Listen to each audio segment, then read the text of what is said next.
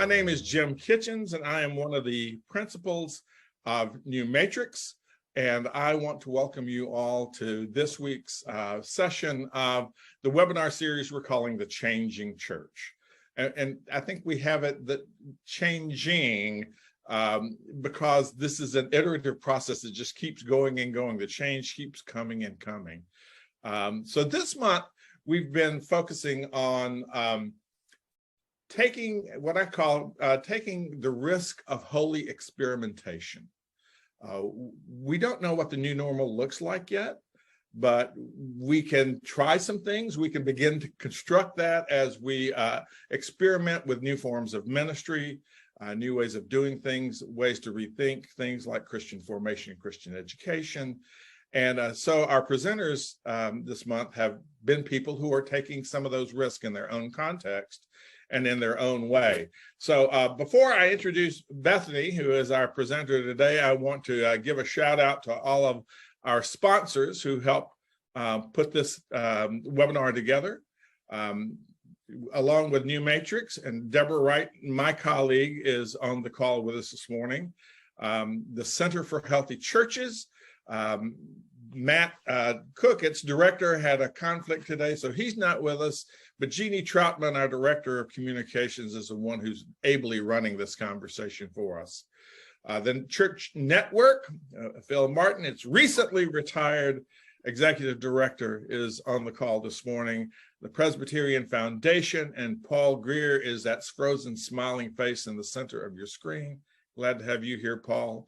The Charlie Kirb Center at Belmont University, the Gardner Webb University Divinity School, Baptist News Global, the Truett Seminary and Truett Seminary Network at Baylor, and the Lake Institute for Faith and Giving. So we give thanks to all those folks for making this webinar possible.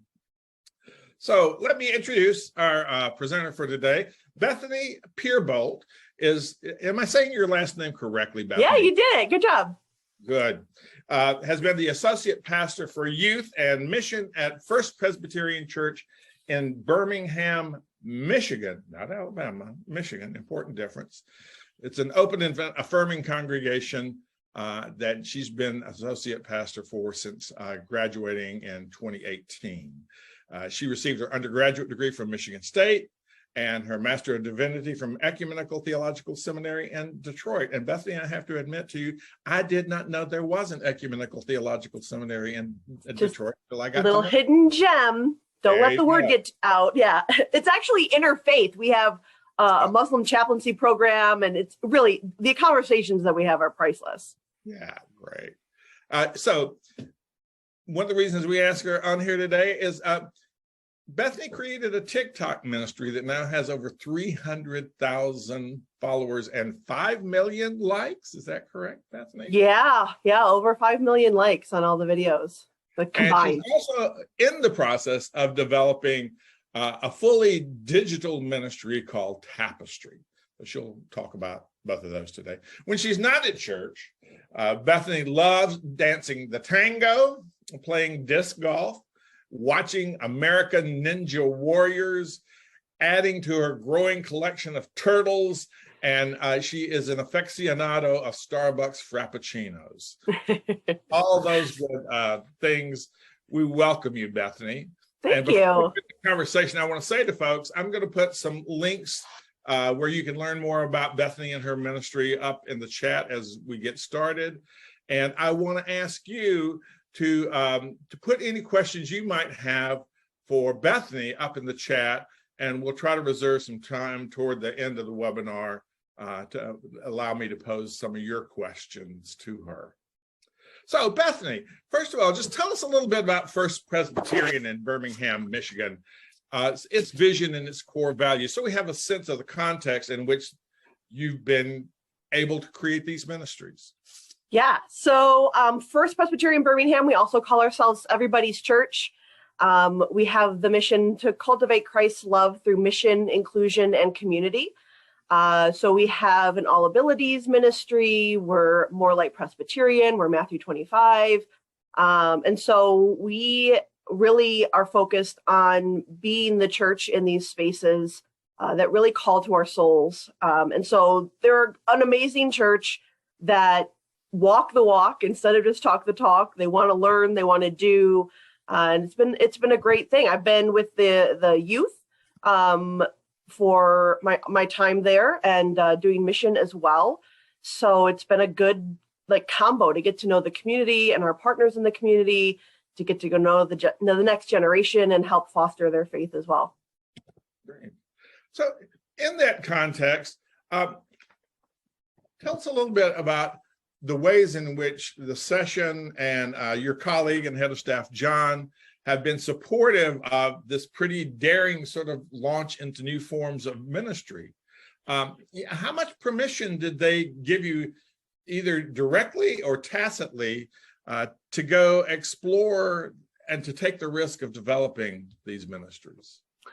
Well, I wish I could say that I had this plan and I set out to do that. No, I stumbled into this. I was talking with youth during COVID. They were saying things, asking me am I a lukewarm Christian? I'm like, that's not particularly Presbyterian. Where'd you hear that? And it was from TikTok. And so I was like, I got to make some content, because what was out there under that Christian heading was pretty abysmal. Very manipulative, emotionally toxic and usage. And so I was like, okay, let's just make some things. God loves you. Let's just put those videos out there. I can show you the video that caught on. Let me see if I can screen share here. The one that just set it off into another world was this guy. I know,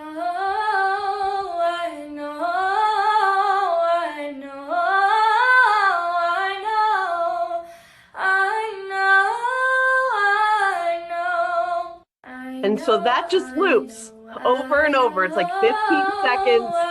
That sound was going viral at the time. And so it was just a person, singing the song. Lots of people were using it. And I was like, oh, I can use that sound with an experience I've had in the church. When I wear my stole that has transgender colors on it, people go, hey, pastor, did you know? And then I go, I know. So that one caught on. It caught on because female pastor, people were shocked to see that. People were shocked to see transgender issues being worn proudly by a pastor. And when that happened, then I was like, oh, I should probably tell my church that I'm doing this, because now it's out there. And I wanted to put the church's website in my profile. People were asking, if I had a church by me, I'd go to it. So I was like, let's use this. So my senior pastor was actually the first one. I was like, I just want to put the website in the profile. And he was like, yeah, absolutely. Sounds like you got a new ministry. And I was like, no. I'm just making silly videos. It's not a ministry. It's just, this thing. He knew more about ministry from doing it for 30 years than I did, and called it much sooner than I did. Because it grew and it became more inclusive of the world. A very particular group of people who had been hurt by the church started coming to my lives, where I'm just kind of talking like this on TikTok. There was a night when someone came into my live and said, hey, I think this is my last day. I really don't think Earth is where I belong. And Pastor me was like, oh, I can't get to this person in this deep need moment. And it was really hard for me. But the people in the comment section started supporting them, asking them where they were, saying, hey, I live 3 hours away. There's this coffee shop. And I was like, what are these strangers on the internet doing for this stranger on the internet? The next day I woke up, went into that person's profile. They had posted a video. So I went into the comment section to say so proud of you. Glad you're still here. Hang in there. And other people had done the same thing I did. They had been up all night thinking about this person. They went into their comment section to make sure that they knew that everyone was happy that they were still here. And that was when I went, oh, this is ministry. So around stewardship season, I was like, oh, I would love to teach people about the spiritual practice of stewardship and giving. And so I asked my church staff relations, hey, can I start a Patreon?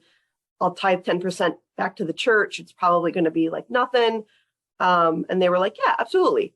So this church loves to see their leadership passionate about something. They love to see them stretching those boundaries. They love to be part of something. And they know that if I am using my pastoral skills over here, that makes me a better pastor with them as well. So just a great community that's been really supportive as this thing kind of develops and bubbles just naturally. Okay. Yeah, sometimes the most important initiatives we take on sort of fall into our lap. I would say by the gift of the Holy Spirit. Yes, other people use different language, but I think the Holy Spirit sometimes comes along knocking on our door and saying, what about this thing? Or notice this thing that just kind of pricked your own heart. And how do you follow that thread out and see where it goes? So was your church already really invested in social media ministry, or was this beyond communicating with other members, each other in the church, was this kind of the first foray into sort of community outreach mission on social media? I would say we were using social media as a billboard for who we are. We were posting when we're doing things and what we've done and our value statements and things like that, like just to kind of show people as like a storefront.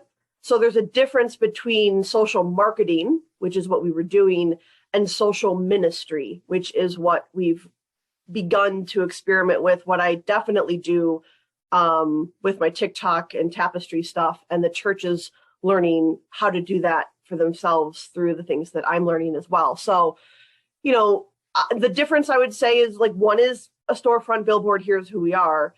Social ministry, though, is content that someone can watch in their darkest hour and be reminded that God loves them. Something that they have a question that they've always been embarrassed to ask. And here's, you know, an option of an answer or the spectrum of how Christians believe. Truly teaching and caring and reminding people of God's love, not necessarily come to our thing or see what we're doing kind of stuff. Why do you think it's grown so quickly? I mean, how do you explain that phenomenon to yourself? I mean, it sounds super evangelical, but the gospel. I think that message is powerful still. That love is the thing we are supposed to be doing here. That we are supposed to be creating a world that is like heaven, a heaven on earth. That we're supposed to be caring for the least of these. Like those messages are what everyone responds to. And I think they don't see it happening in some of the churches in some of their areas. I say that there are people in these theological deserts where there's one brand of Christianity in their area, and they don't have any other, you know, theological ideas or options. And so for those people to see an ordained pastor of a mainline denomination saying things that their heart also feels, they want to be a part of that. They want to be attached to things that they are also being called to support.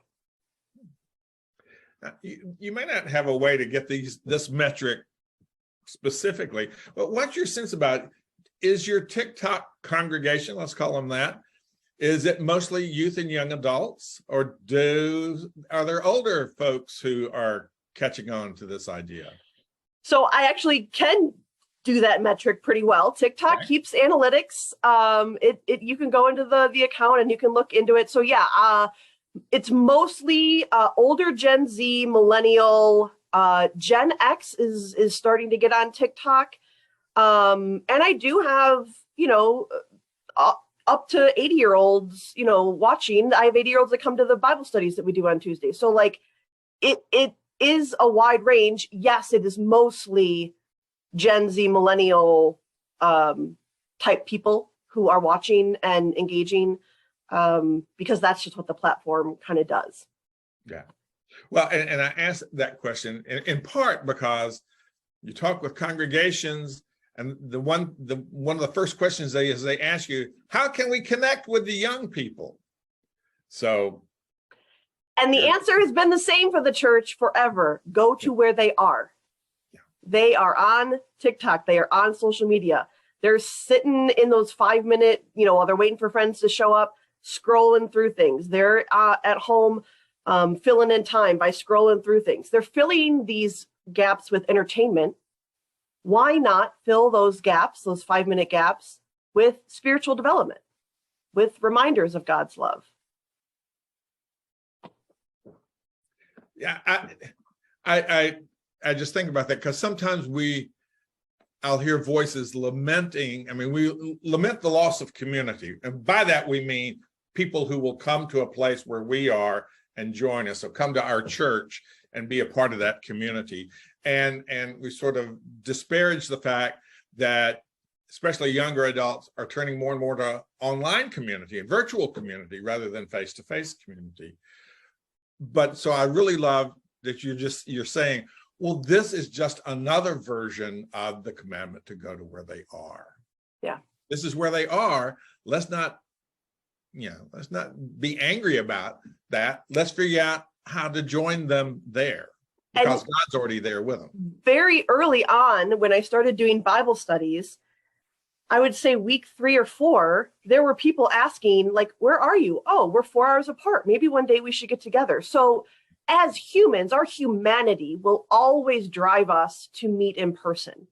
I am not worried about in-person things going away. We will always want that.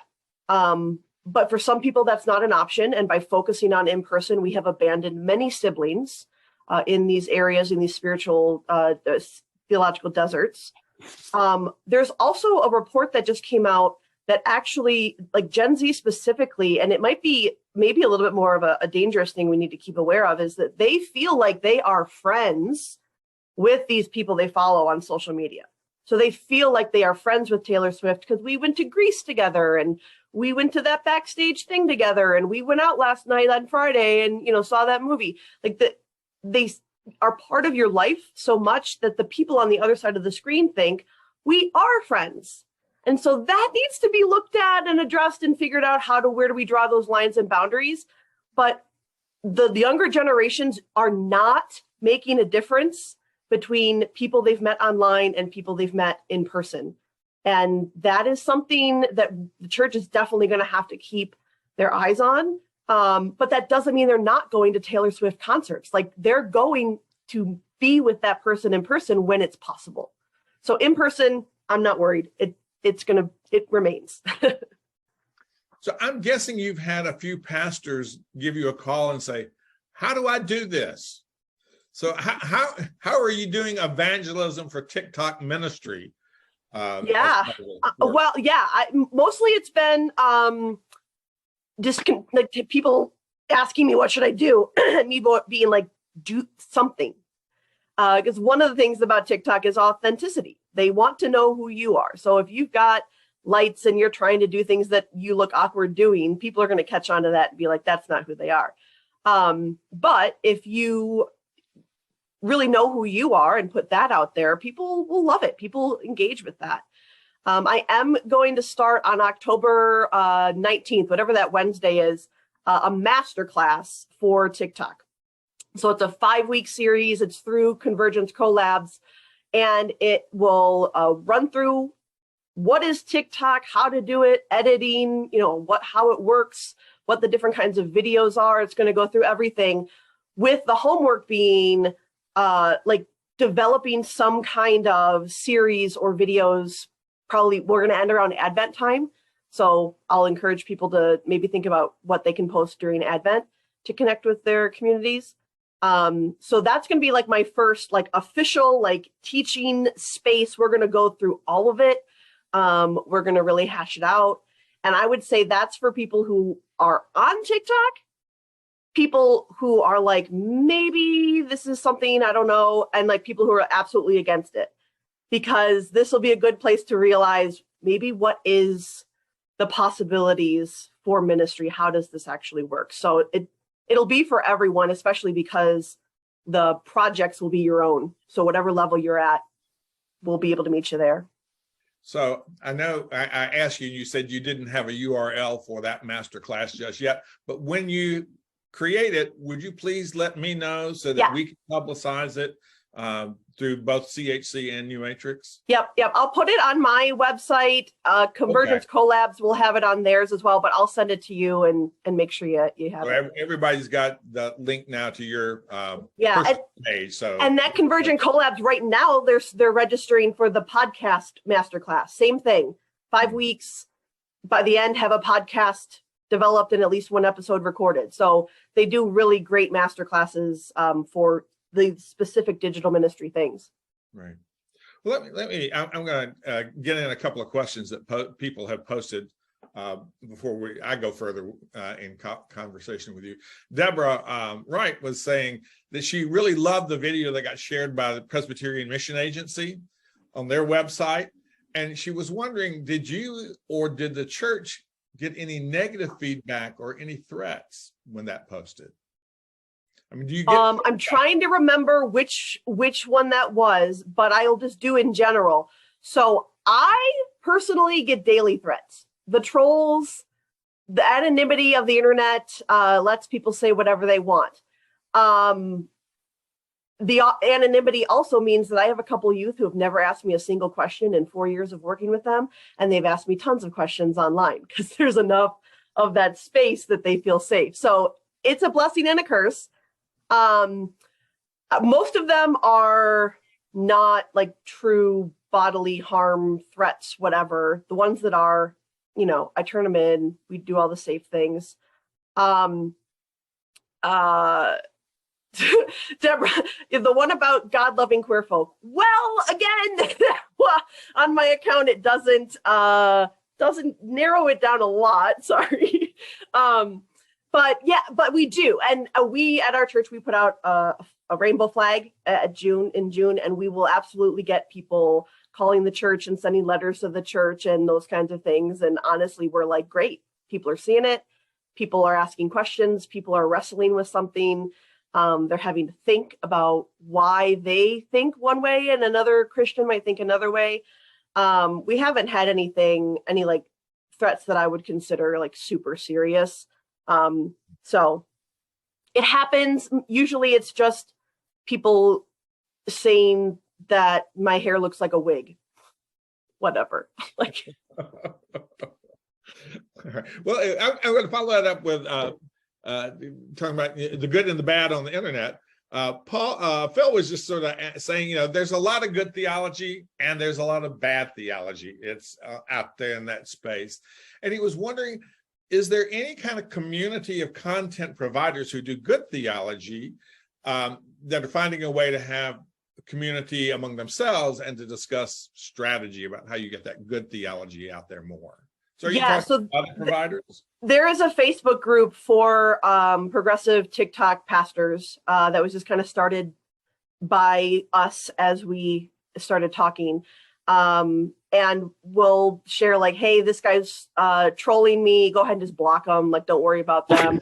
Or so-and-so is duetting your videos. Like if someone blocks me and then duets my videos, I don't see that. So I don't get a notification that someone has used my video.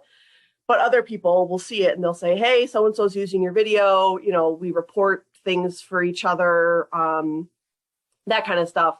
It's really more of a place to just kind of lament with people who understand. Like, oh man, I got called Satan again because people misspell Satan. Like, today I'm Satan again. Smooth as satin. Smooth as satin. Yeah. Yeah. Well. Oh, I know where I was going to. So what's the name of that Facebook page in case people wanted just to take a look at it? So that group is hashtag Progressive Clergy Squad. It might be invitation only, actually. But there's another group, Digital Ministry Hive Mind, that there's a bunch of people in there that do digital ministry that we talk about what we're doing and questions and, what do I do about that? So Digital Ministry Hive Mind might be it's a public group. Right. Thanks. And I can understand why you'd want the other one maybe to be invitation only. And even with invitation only, we've gotten people who have tricked us. Like they've gotten an invite and then they come in and we're like, oh man, you got us.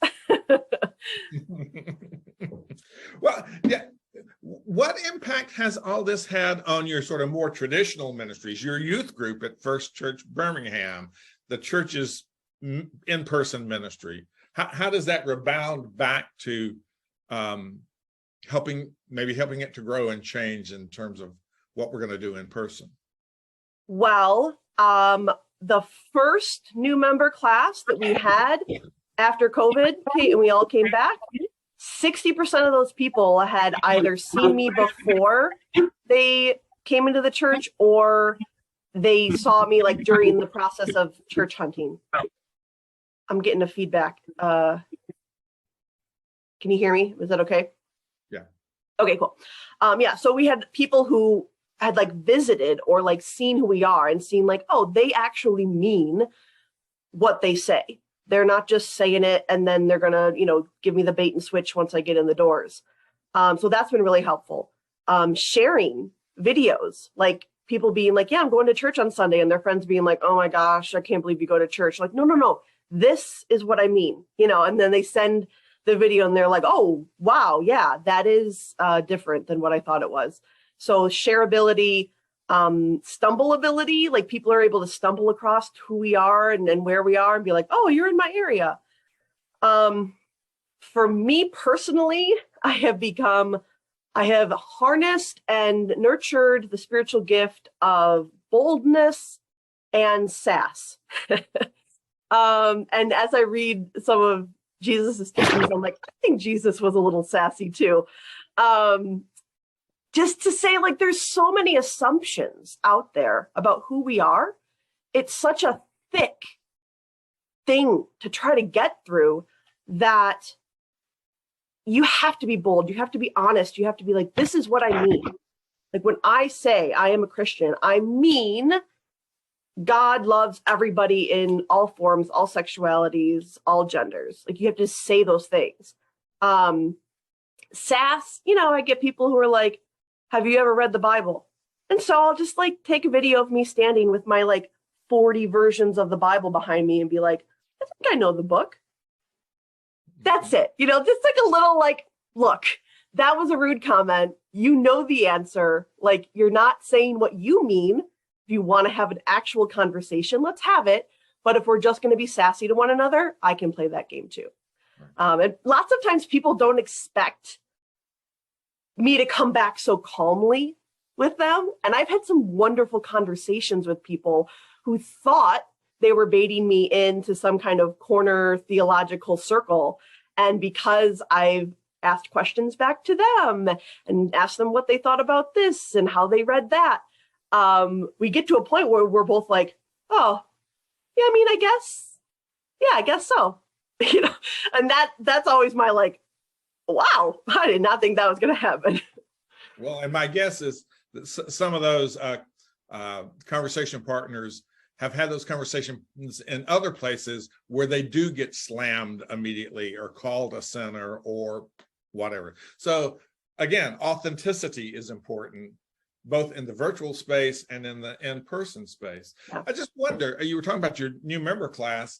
Have you had any people who've joined that class virtually and wanted to become virtual members of First Birmingham? We've wrapped our heads around a couple different things, but we haven't had the bandwidth to truly be a hybrid church. So my ministry with like tapestry and TikTok is like my hobby on the afternoons and weekends kind of thing. And we're getting a new senior pastor, we're getting a new CE director. So you can imagine the system's a little bit thin right now, understandable. But if I've learned anything about going viral or trending, it's that you got to jump when the energy is there, when people's eyes are on it, and they build on each other. So I have been putting together proposals and talking to partners, trying to get a new worshiping community started so that I can be on those front lines of what is happening, what new platforms are out there, what's being developed, be a voice for the church to say, hey, Zoom, this thing is weird for us. Can you can you put this feature in? Can you do this for us? And also do the ministry to the people that are coming to me and wanting spiritual care. And so I'm hoping. Stay tuned. We're looking for that partnership. I'm looking for that partnership right now, and hopefully that's working. I think it's possible to be a truly hybrid church. It has to be so intentional, because the pull to be in person and to be that traditional is going to be really hard for a church that's already established to then do that. Like maybe this is a ministry on the side that it bleeds together a little bit. Like, I don't know how that develops. I see some issues. I'm also really curious about what happens to a digital pastor when they go to another ministry. Like, does everyone just follow me? Like, that's not cool. I got to figure out how that like doesn't happen. They got to stay, with the people that are their community.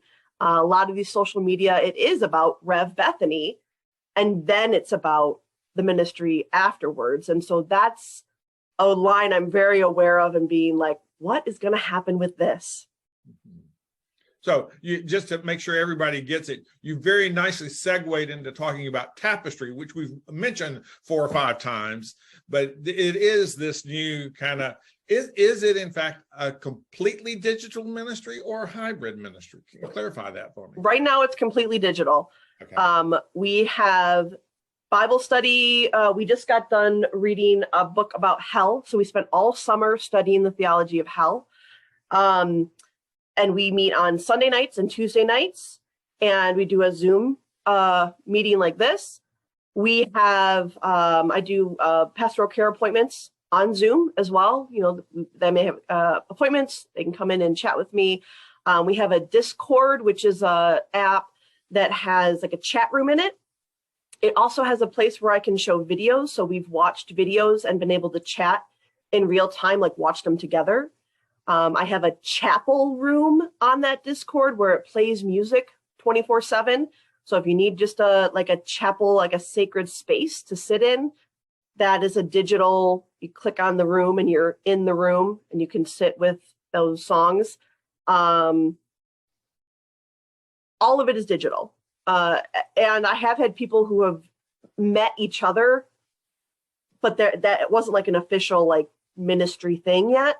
So right now, completely online. Okay. And so there are links and there are videos, some of your conversations with folks about tapestry on your personal website. So everybody can go to RevBethany.com and see all her stuff. Yeah, and my YouTube has all those videos too. After the PCUSA did the interview with me at GA, I was like, man, everyone keeps asking me about my story, but my story is not the cool part. The cool part are these other people that have been hurt by the church who are giving it a second chance. One of the people I talked to, they have a lovely church. They're Episcopal, but they come to Tapestry Bible studies just to have another viewpoint, another community that they are with. There are people who are Christian, who aren't Christian. Like, those are the stories that really drive me and make me excited to get online and do some ministry, because those people are just amazing. Oh, Gina, I love that question. Gina just asked about the metaverse. I do have plans to get into the metaverse. I went into all the popular chat rooms on Easter, and it was all evangelical fundamental churches doing that. So like, we're not even talking about one of the first progressive Presbyterian. We're talking about the first. And I'm like, we're doing this. We have been behind on every technological advancement. This one, we're going to get right. We're going to be in it. So yes, I do. Now, the problem with the metaverse is this thing is like $500. So that's not accessible to people. I think Facebook and Google, now that they've got investments in the metaverse, we're going to start seeing like, just glasses or things that you would put on your phone, like so that you can be in the metaverse. And then they'll be a little bit more accessible. But right now I'm just kind of experimenting. But day 2, I did get into a theological debate with someone who made fun of someone's yarmulke that was on their avatar. And I was like, okay, here we go. Yeah. Well, when we talk tomorrow, remind me to tell you about my daughter who works at Facebook. Oh, Good. So we'll make a connection. All right, Yeah. this question is going to sound maybe a little facetious, but there's a seriousness behind it. When do you sleep? What's that? What is that? When do you sleep? In other words, how are you? I mean, you're juggling in-person ministry, your digital ministry, doing really creative stuff over here. You were just saying, I do this mostly in the evening and on the weekends. How are you practicing self-care? And this is a general question for people who want to develop something new while they're doing something else, maybe in the church's case, something more traditional, but wanting to do something creative. How do you practice self-care in the midst of all that? Yeah, I would say this is something that if you are actively in ministry, there are ways to take what you're doing for other things and videotape it. If you had a really interesting point made at a Bible study, record your thoughts about that, your reflection about that. Take your sermon and, cut it down, cut in some couple moments. If you have any bloopers during your sermon, that golden, like that, get that, put it on every website because people love those things. So you can take the things that you're already doing and get them out there and accessible for people. I am a innovator, entrepreneur, dreamer, and so I'm always 500 speed per second. It has been hard now that ministry is starting up. We had fall kickoff, that kind of thing. If you look at my TikTok, you'll see I'm not posting the videos that I used to do 2 a day. I'm not doing that. And so that's one of the reasons why I have started to look for this partner, because I really do think that the Spirit is using my gifts and my just natural noticings and how to use digital ministry.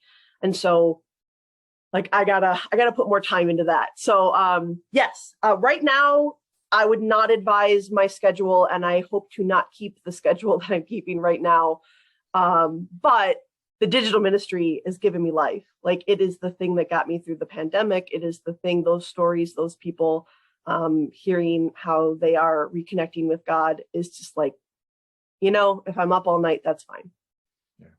So Deborah's asking a follow-up question to mine, where she says, so is your job as associate pastor at First Presbyterian full-time or part-time? And do they support this ministry as part of your call, or is this sort of the whipped cream and cherry on top of what you're doing for them? Yeah, it's full-time, and like I said, we're looking for a new senior pastor, so it might be 1.5 time for a while.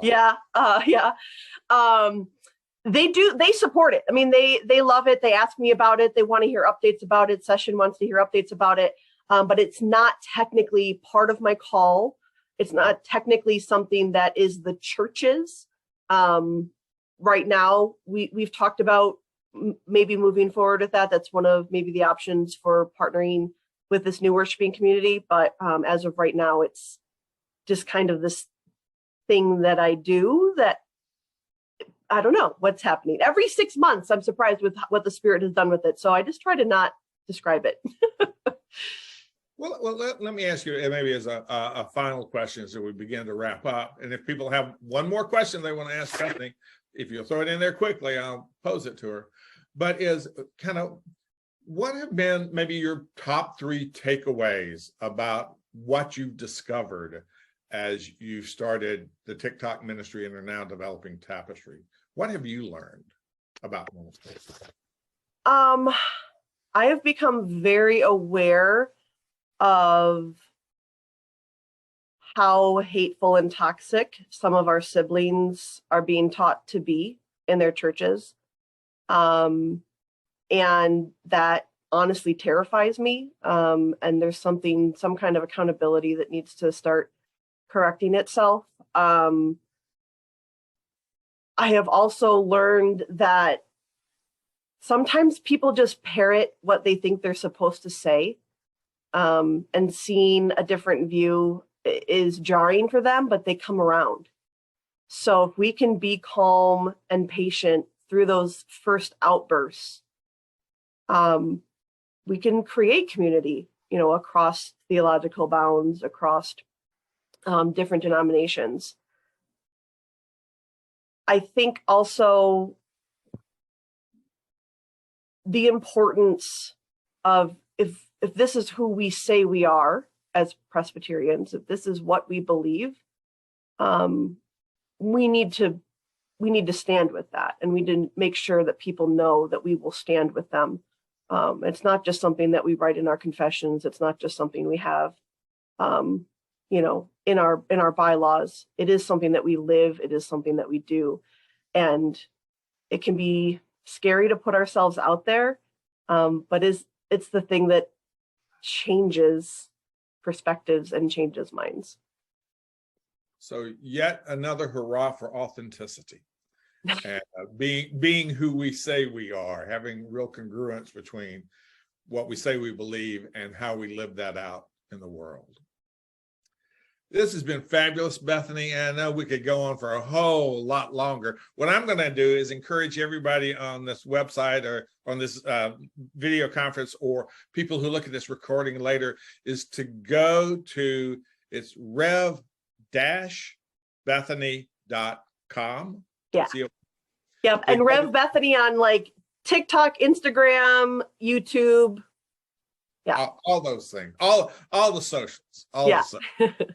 So you can find Bethany there. And I just invite you to go take a look at it and see what that kind of ministry looks like, and think about, are there ways we could do that in our own particular context? You may not be as theologically progressive as Bethany's church is, but what would be true about what we could say about the gospel in our context, but in this mode, in this kind of virtual mode?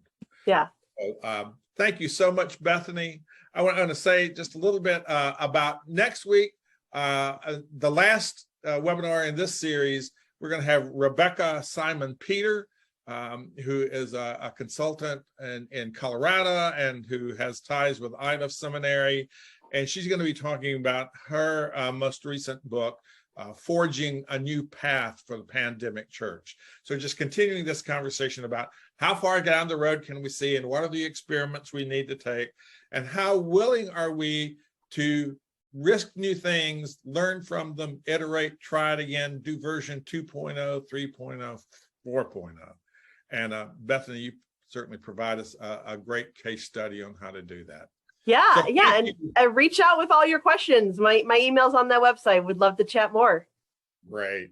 All right. Thank you. Thank you, Bethany. Thank you all for joining us. Hope you have